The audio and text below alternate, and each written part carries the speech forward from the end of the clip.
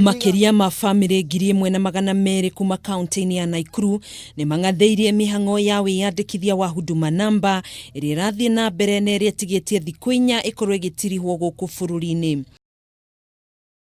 Matongoretio ni muikariri giti wa gikundi gia family icio Simon Cheruiyot ni maugite thirikari ndihingitie kiraniro kiao gia kumariha mbeca cio na thengia wa kwirwo mathamire kambeini niguo kwambiriria waki wa ndemu ya Itare kaunti-ini iyo. Nataka tuambie serikali kabla ya hiyo Huduma Namba tulikataa mpaka tupewe makao kwanza.